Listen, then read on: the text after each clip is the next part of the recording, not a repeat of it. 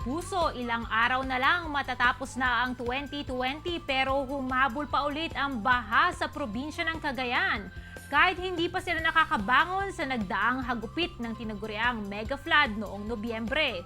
At sa puntong ito, kumustahin natin ang mga kapuso natin doon. Kaugnay niyan, makakapanayam natin today si Ginoong Rogie Sending, ang Provincial Information Officer ng Cagayan. Magandang umaga po and welcome to Mornings with GMA, Sir Rogie! Magandang umaga din na naimbaga-bigat mo, Ara, ken amin nga agbibuya iti GMA TV, lalong-lalo na dan host sa inyo po mga tagapagtangkilik. Magandang umaga po sa inyo.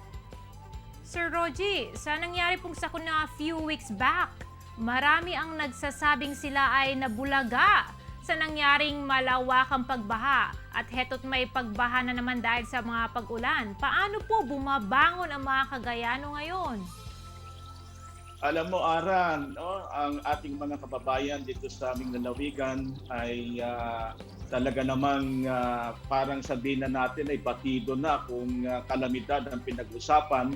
Kung numalagip yung Apo, noong 2016 ay tinamaan po kami ng Super Typhoon Lawin.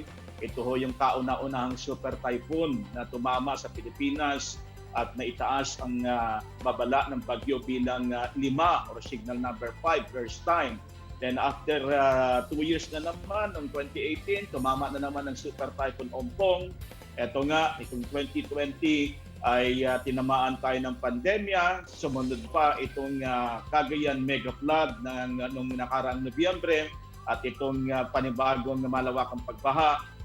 Talagang kaya parang sugi kami ng kalamidad, ngunit sa gitna ng mga pagsubok at hamon na ito, ang mga Cagayano ay patuloy po na bumabangon at kumukuha po kami, humuhugot po kami ng lakas ng loob, tibay ng panalangin, at higit sa lahat ay itong mga tulad ninyo, no, na patuloy na sumusubaybay sa amin, nagbibigay sa amin ng lakas at tibay ng loob para muling pulutin kung ano man ang dapat pulutin at kumpunuhin ang dapat kumpunuhin, at higit sa lahat ay ituloy ang buhay bilang mamamayan sa gitna ng mga ganitong pagsubok tulad ng kalamidad at itong pandemikong ating nararanasan natin.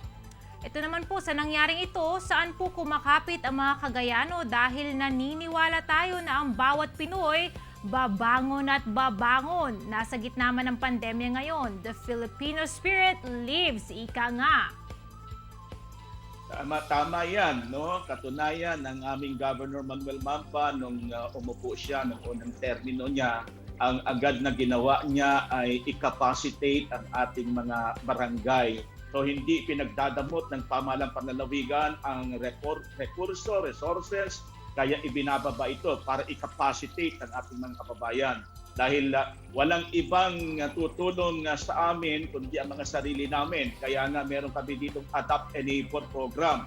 Yung Adapt a Neighbor na yan program, Ara, kasi kapag panahon ng malalakas na bagyo o ng malawakang pagbaha, hindi naman agad nakakaresponde ang munisipyo o ang provincial government o anumang institusyon ng ating pamahalaan. Subalit dahil nga sa mga neighborhood organizations at nagpapatupad kami ng Adapt a Neighbor, yung malalaking bahay na kaya niyang silungan muna ng mga kapitbahay nila na medyo nasa peligro, ina-adapt nila nang sa gayon ay matiyak lamang naligtas ang bawat mga kababayan namin. No? Napakalaki ng aming pasasalamat. Walang hanggan po ang pasasalamat ng pamahalang panlalawigan sa pangunguna ng aming Governor Manuel Mamba at maging ng aming mga kababayan sa napakaraming tulong, no, nakakalula mula ho sa Kamindanawan, sa Kabisayaan, maging sa iba't ibang mga bansa, no, in kind or in cash. Hanggang ngayon, wala pong tigil. Kaya dito namin nadama ang pagdadamayan talaga ng Pilipino para sa kanyang kapwa Pilipino.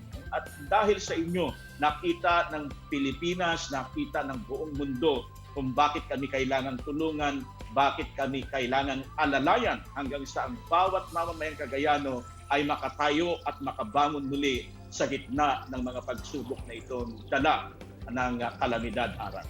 Nako Sir Rogie, kasama niyo po kami sa pagbangon. Maraming salamat po and happy holidays, sir! Happy holidays po at maraming salamat po sa pagpapaunlak ng ganito pong uri ng panayam at pagpapasalamat din sa ating mga kababayan saan man panig ng Pilipinas, saan man panig ng ating pong daigdig. Magandang umaga po. Mga kapuso, si Ginoong Rogie Sendeng, ang Provincial Information Officer ng Cagayan. Iisang puso tayo, kaya dyan lang po kayo. Magbabalik ang Mornings with GMA Regional TV.